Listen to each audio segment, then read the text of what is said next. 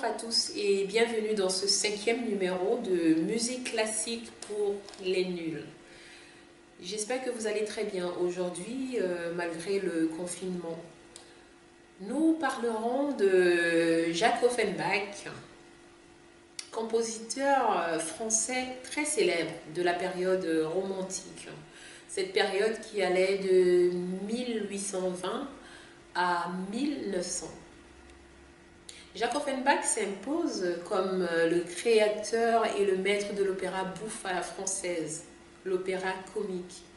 Il est également reconnu comme un violoncelliste de talent.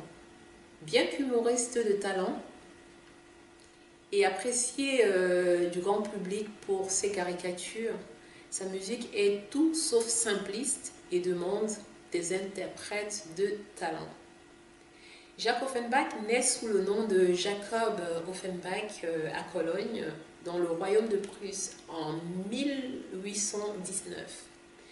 L'Allemagne, à l'époque, n'est pas unifiée et est divisée en plusieurs États, dont le plus puissant est le royaume de Prusse.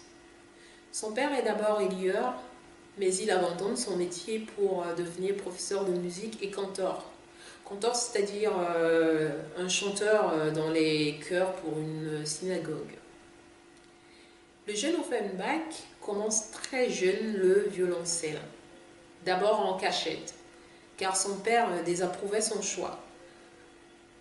Voulait en faire un violoniste. Dès l'âge de 11 ans, il joue du violoncelle dans des tavernes, c'est-à-dire des bars, en trio avec son frère Jules, violoniste, et sa sœur Isabelle, pianiste. Isabella, plutôt, pianiste. Cela lui donne une expérience de la scène. Il redouble alors de travail pour maîtriser le violoncelle. Son père finit par reconnaître son talent exceptionnel comme violoncelliste et en 1833, alors qu'Offenbach a 14 ans, il décide de l'envoyer au Conservatoire de Paris. Conservatoire de Paris, le haut lieu de l'apprentissage musical. De plus, pour un juif, Paris offre bien plus d'opportunités que la Prusse. Il faut savoir qu'à l'époque, en Prusse, les juifs n'ont pas l'égalité juridique, contrairement à la France. En effet, en 1822, la Prusse a aboli l'édit napoléonien qui leur donnait cette égalité. De plus, en Prusse, les Juifs ne peuvent prétendre à un emploi public sauf à se convertir au christianisme. Les Juifs se font régulièrement agresser dans l'Allemagne de l'époque. Tout ceci explique que la France est bien plus attrayante, plus attirante pour un Juif qui souhaite faire carrière. Jacques Offenbach impressionne les professeurs du Conservatoire de Paris qui le recrutent malgré ses origines étrangères. Il faut noter qu'à l'époque, on priorisait les étudiants français. C'est à cette époque que Jacob prend le nom de Jacques, plus français, qu'il gardera jusqu'à sa mort. Son frère Jules, né Julius, mais qui change aussi son nom pour les mêmes raisons, étudie avec lui et deviendra diplômé du conservatoire, professeur de violon et chef d'orchestre, et dirigera nombre des compositions de Jacques Offenbach. Mais Jacques est pressé de faire de la scène et supporte mal la rigueur de ses professeurs. Dès 1834, il quitte le conservatoire, mais ce n'est qu'en 1835, après une année très difficile financièrement, qu'il obtient enfin un poste de violoncelliste permanent à l'Opéra Comique de Paris. Parallèlement, il continue à étudier le violoncelle avec Louis Norblin, le professeur de son collègue musicien. Et il apprend la composition auprès de Fromental à Lévis, un compositeur français connu de la période. Il se découvre à cette époque un amour pour l'opéra qui le marquera toute sa vie. Il commence à composer et en 1836, ses premières valses sont jouées dans un café parisien en plein air, le Jardin Turc. En 1839, il quitte l'opéra comique et produit ses valses dans les salons parisiens. Il commence également à prendre ses propres élèves violoncellistes. Et c'est dans ces salons qu'il tombe amoureux d'Hermine d'Alquin, la fille d'un général qu'il courtise assidûment. Alors que sa notoriété monte peu à peu, il entreprend des tournées à travers la France et même en Allemagne et en Angleterre, alors qu'il est recommandé par la famille d'Hermine. Il rêve d'opéra, mais hélas, aucune institution ne souhaite monter ses œuvres. En 1844, il se reconvertit au catholicisme afin d'épouser Hermine alors qu'il avait 25 ans. Ce sera un mariage heureux qui durera toute leur vie. Alors qu'éclate la révolution de 1848, qui renverse le roi de France Louis-Philippe Ier dans un bain de sang, Offenbach fuit précipitamment la France pour rejoindre sa famille à Cologne. Il y revient cependant dès l'année suivante, en 1849, quand la situation s'est calmée et reprend sa carrière de violoncelliste. En 1850, il est nommé chef d'orchestre de la Comédie Française, un poste envié, et il accompagne de nombreux opéras. Parallèlement, il compose des chansons et de la musique de scène pour d'autres. C'est la même année que lors d'un concert en Touraine, un accident se produit. La robe d'une spectatrice, Madame de Vennes. Offenbach tente d'intervenir, et là sans succès, pour éteindre le feu avec sa main, et se brûle gravement. Il n'en gardera pas de séquelles, mais devra pour un temps arrêter ses activités de violoncelliste. En 1852, alors qu'il fait interpréter des chansons comiques sans verser de droits d'auteur, il est attaqué en justice par la SACEM. Alors la SACEM, c'est la Société des compositeurs et éditeurs de musique, et condamné à verser une amende. Cela contribue à alimenter les caricatures qui se développeront avec sa célébrité, attaquant son physique ingrat. On se moque aussi de ses tenues colorées qu'il arborait avec une cravate noire qui lui donnait une allure comique. Bon, on a tous compris que Jacques Offenbach était un personnage extravagant, voilà, qui aimait s'habiller de couleurs très ostentatoires, voilà, des couleurs flashy si vous voulez.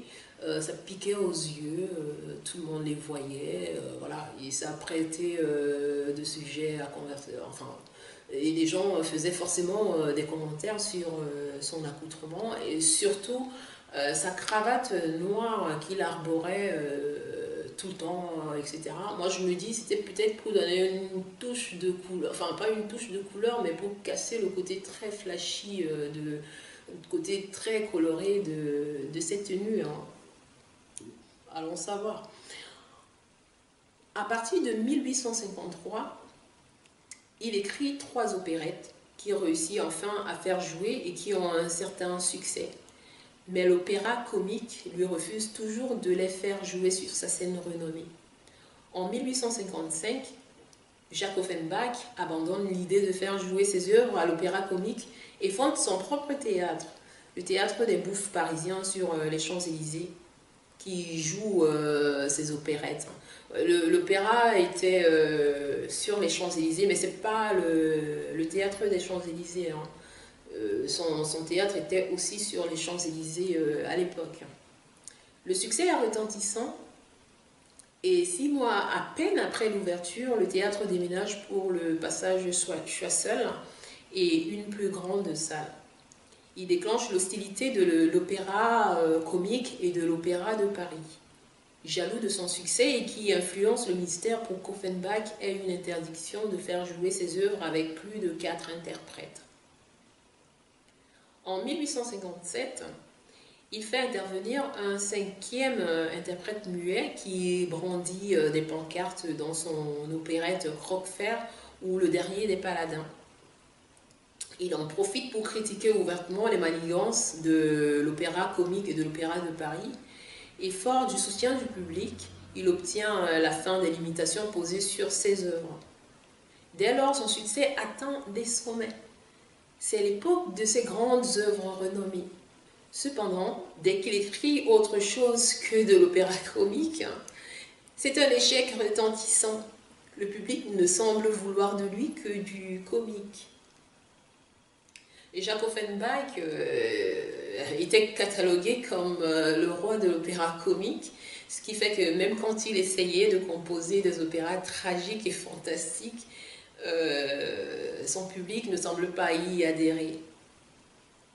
En 1860, Offenbach reçoit enfin la nationalité française qu'il souhaitait tant, et des mains de l'empereur Napoléon III en personne, pour sa carrière exceptionnelle. En 1861, il est fait chevalier de la Légion d'honneur. Je ne sais pas si vous connaissez ce titre honorifique, hein, cette distinction qu'on attribue aux artistes, voilà, aux artistes de talent, on va le dire comme ça. En l'occurrence, voilà, Felicity Lott, je ne sais pas si vous la connaissez, elle a joué dans La Grande Duchesse de Gerolstein. Elle avait le rôle principal.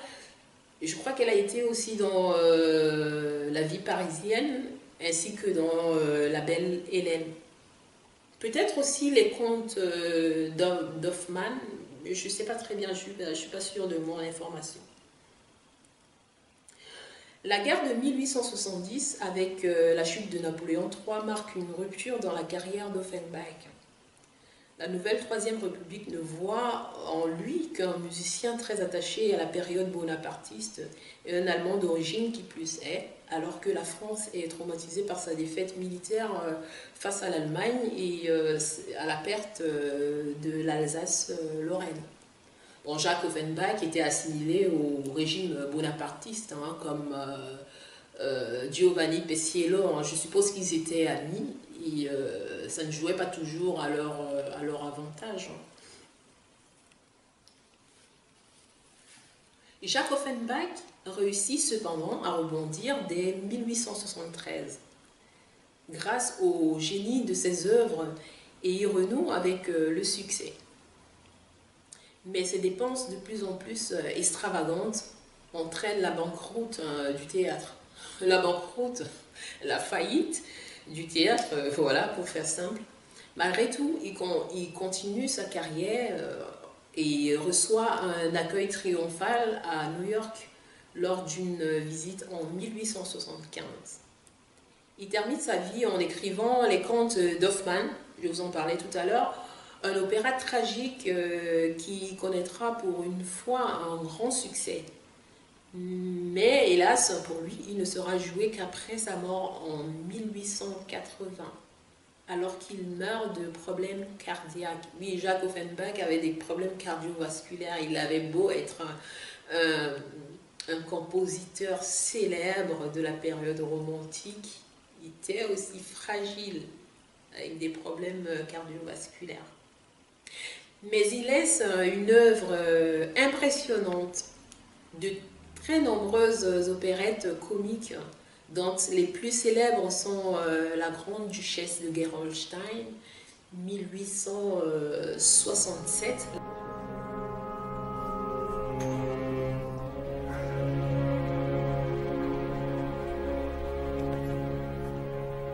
Vous aimez le danger, le péril vous attire, et vous ferez votre devoir.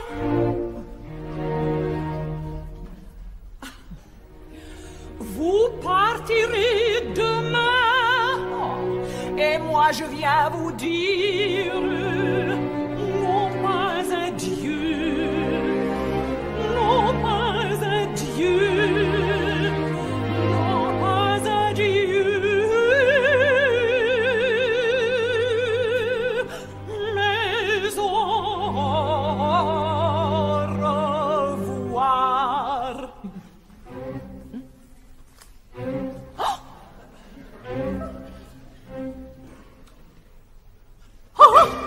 J'aime les militaires, j'aime les militaires, j'aime les militaires, leur uniforme coquet, leur moustache et leur plumet. La vie parisienne, 1866.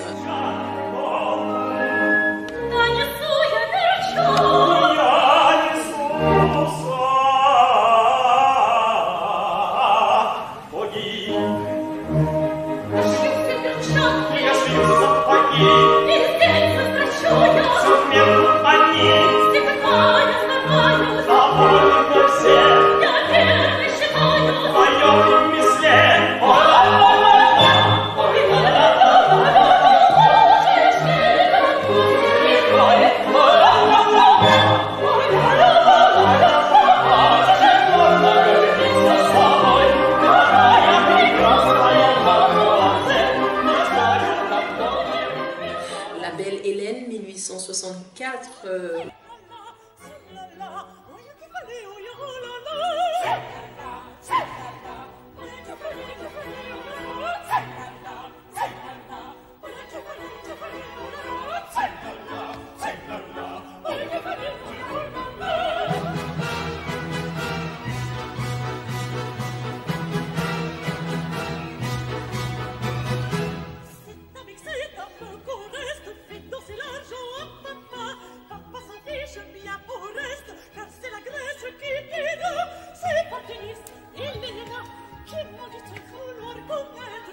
Je m'attends à cela, mesdames, je viens en ordre.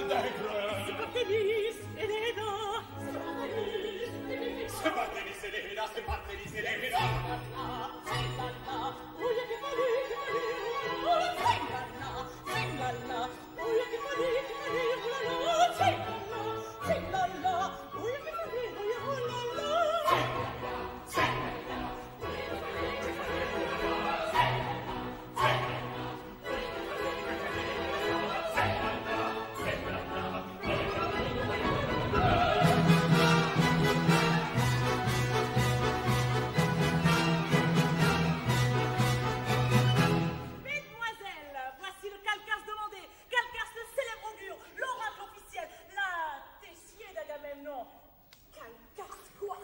Enchantez-moi, excusez-moi, mesdemoiselles, un sacrifice pressé. Un sacrifice?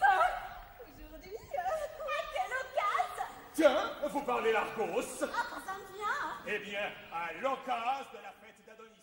Ou La fille du tambour major, 1879. C'est ainsi qu'on lui donne le surnom de roi de l'opéra comique, comme je vous le disais tout à l'heure. Il avait sa signature. Et bien sûr, il y a son opéra tragique et fantastique connu comme sa plus grande œuvre, Les Contes d'Hoffmann, 1880.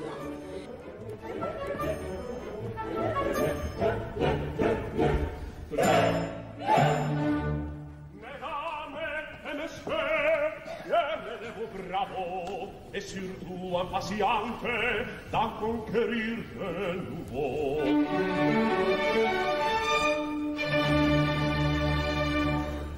Ma fille obéissante à vos moindres caprices, va s'il vous plaît. C'est votre exercice. Vous chantez, archivante la voix, à l'enrare, les claves ou la guitare, ou la harpa votre soi.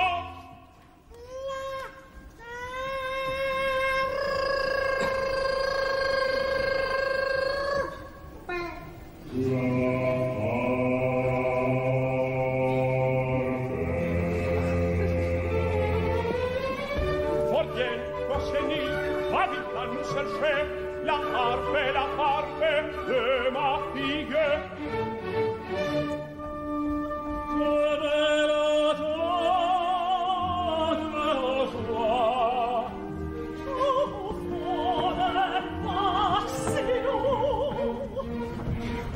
Maîtrise ton émotion, mon enfant.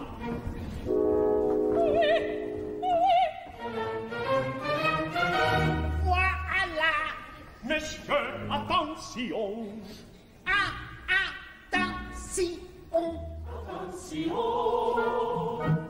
Attention.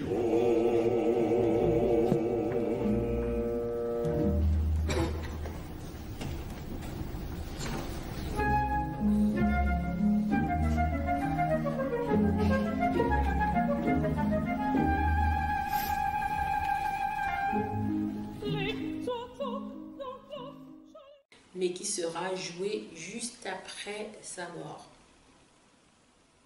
Voilà, il y a énormément de choses à retenir sur Jacques Offenbach, né Jacob Offenbach, hein, il va franciser son prénom. Après, moi je trouve que Jacob, c'est pas si...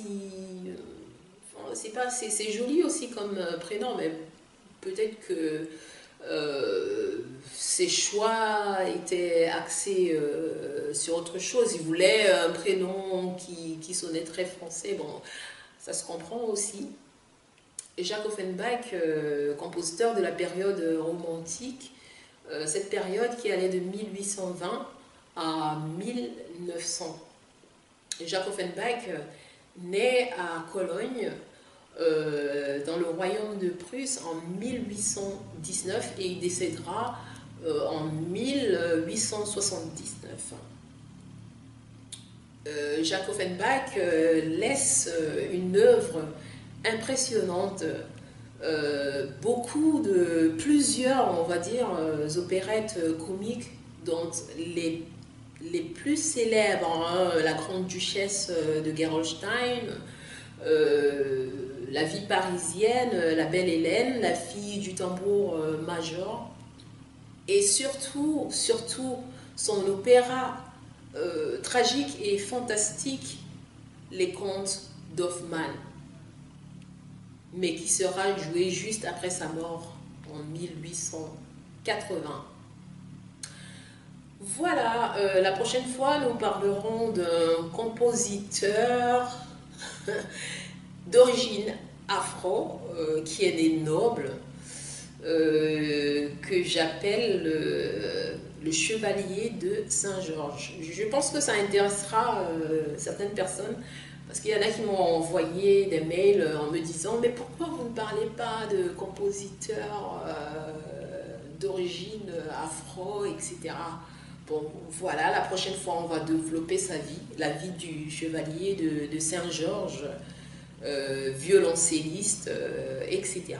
Donc d'ici là, je vous souhaite une très bonne fin de journée et je vous demande de partager, comme d'habitude, partager, partager et partager.